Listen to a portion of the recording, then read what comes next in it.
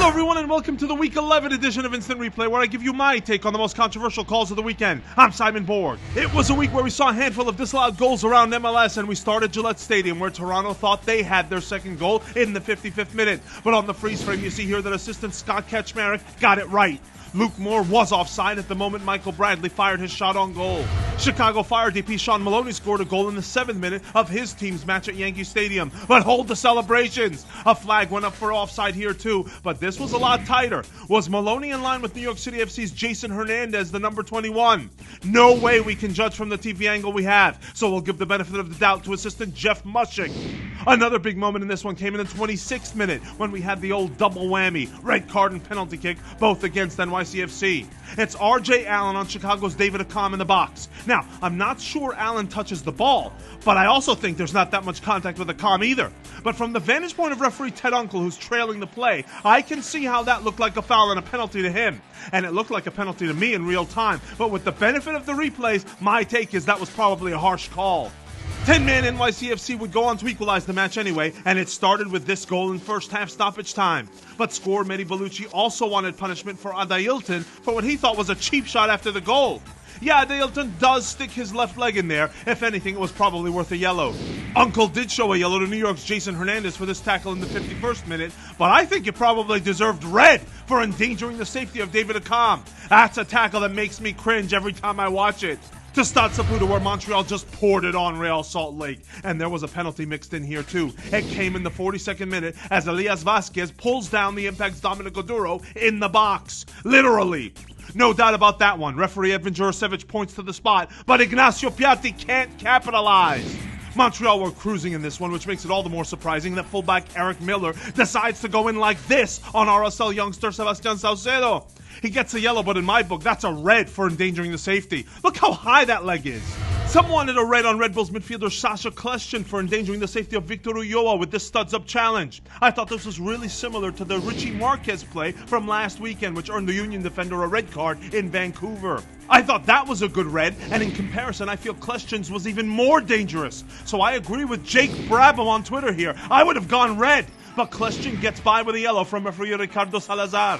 There's no debate about the wild tackle that earned Crew SC's Mohamed Saeed a second yellow at Avaya Stadium. He knows it and just walks off the field as referee Kevin Stott shows him the subsequent red card. Thanks to Todd Fichtenberg, who pointed out a play in the 13th minute of this one that probably should have resulted in a penalty for Crew SC with the score still tied 0-0.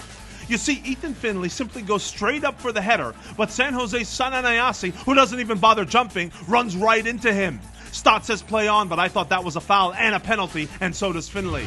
There was a penalty awarded in Orlando on Sunday, but LA Galaxy head coach Bruce Arena disagreed with the call. He felt this PK on Kaka was, quote, a poor call by the referee. Let's look at it again. Does goalkeeper Jaime Penedo get the ball? Yes, but he also clips Kaka in the process. If he doesn't bring him down, Kaka has another chance at that ball. I think that was a good penalty call by referee Jair Marufo, and Kaka himself steps up to convert and put the game out of reach. Speaking of Kaka, Donald Pacaba on Twitter felt he should have perhaps seen red for this contact with the head of LA's Mika Varanen. But I don't agree. That constitutes violent conduct or endangering the safety. To me, that's worth a yellow for reckless play. But Marufo actually calls the foul on Varanen in that instance and keeps the cards in his pocket.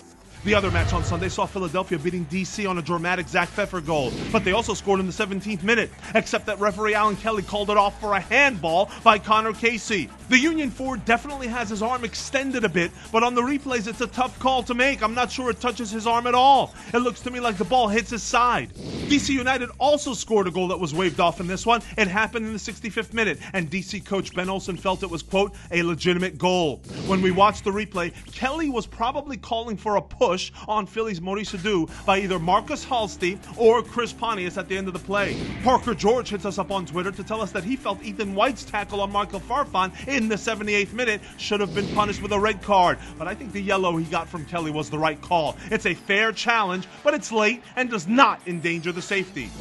The one tackle that I would argue did, it's this 31st minute foul by Shannon Williams on Jairo Arrieta. Looking at this replay, I think there could have been some serious damage done to Arrieta's right leg. In other words, endangering the safety. Williams escapes with a yellow. Next, another goal that didn't stand in Week 11. This one in Houston, and it was Will Bruin who put it in the back of the net in the 14th minute. But referee Edvin Jurasevich had already sounded his whistle for a foul in the box. Listen to it for yourself. Barnes hits it, goes 5 passes, Barnes, player goes down, big trouble here.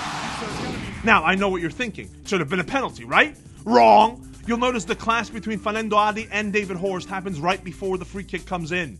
The real debate, I think, should probably be what color card is shown to Adi. Forearm to the head? I'd go red, but Jurasevich opts for yellow in this case. Adi went on to score in this game, giving the Timbers the momentary equalizer in the 48th minute, but some wanted that goal called back too for an alleged foul by Diego Chara on Luis Garrido near midfield. I think that's a good shout. Garrido beats Chara to the ball, and the Portland player runs into him. Jurasevich says play on, and the goal stands. No matter, Houston would still romp to a 3-1 win. And we end in Vancouver, where we had 2 penalty shouts from, you guessed it, Whitecaps forward Octavio Rivero. But referee Mark Geiger wasn't buying on either of them. Late in the first half, it looks like Seattle's Gonzalo Pineda sticks his leg out and comes across Rivero. I thought that was a penalty from this angle, but then from this one, it looks like he may be going down a little too easily. Either way, Geiger's in perfect position to make the call. The other penalty claim came in the 83rd minute, and here too, a Sounders player, in this case Osvaldo Alonso, brings his leg across Rivero, and the Whitecaps forward goes down. And once again, the referee is right there, but Geiger says play on. Now, I disagree on this one. To me, there's contact here too, and that's a penalty. These latest episodes with Rivero leave me wondering if he's just trying too hard to sell the refs on these plays, even when there's no need for it. The way Rivero is going down with that extra pinch of drama might be dissuading the refs. What do you say? Let us know in the comment section below, and remember to keep using that hashtag instant replay and help us do our job. For our editor, Abner Aceves, I'm Simon Borg. See you next time!